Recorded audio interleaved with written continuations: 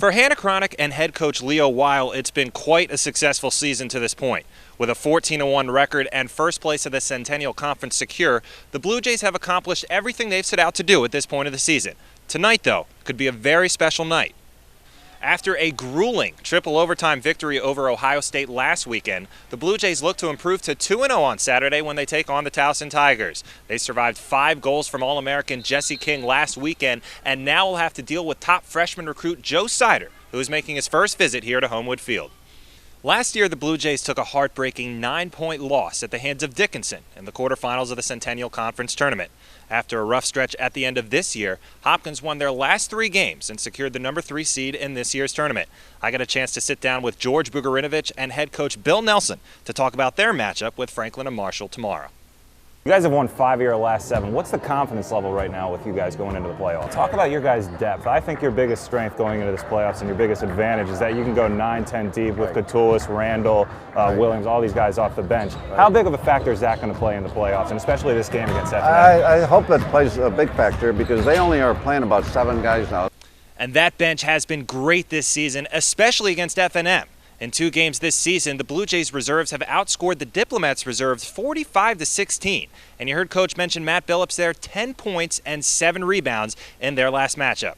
Reporting live from the Goldfarb Gym, I'm Matt Harab, WBIM Sports. I'm Matt Harab, and this is your Sports Minute. Earlier this afternoon, Adam Silver made his presence felt in just his 3rd month as NBA Commissioner. He dished out a lifetime ban to Clippers owner Donald Sterling after confirming it was in fact his voice in the tape recording containing racist remarks released to TMZ early Saturday morning. And while the Clippers deal with that situation, tonight the Washington Wizards can do something they've done just twice in over 30 years: win a playoff series. They can eliminate the Chicago Bulls in the Windy City and move on to the 2nd round, where they will take on either the Atlanta Hawks or the Indiana Pacers. And after a day off, the Orioles are back in action tonight at Camden Yards. They'll take on the Pittsburgh Pirates, who haven't had much success as of late.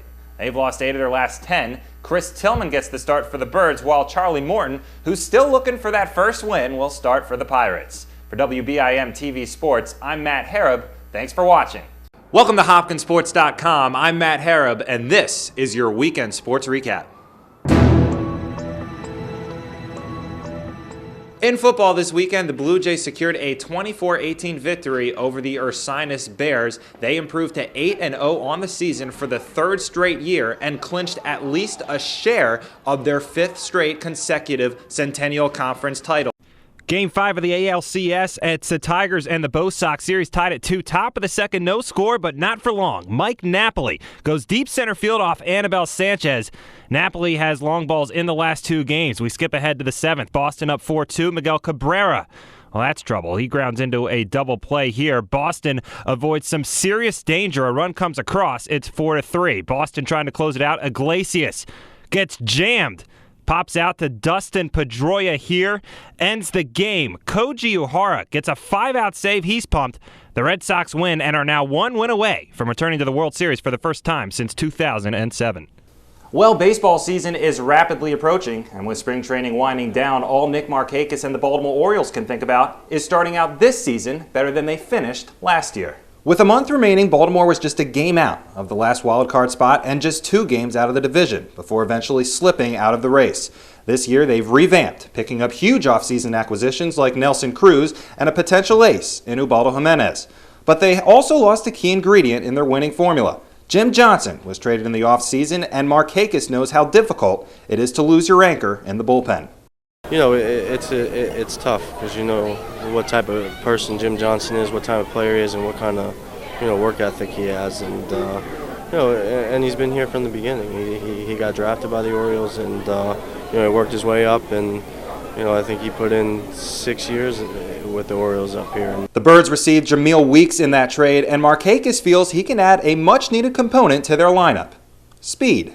He looks like a scrappy little baseball player. He plays the game hard, does the little things, runs well, and I think in the near future he's going to hopefully have an impact and help us up here. The Orioles season begins next Monday, March 31st, when they take on the Red Sox at Camden Yards.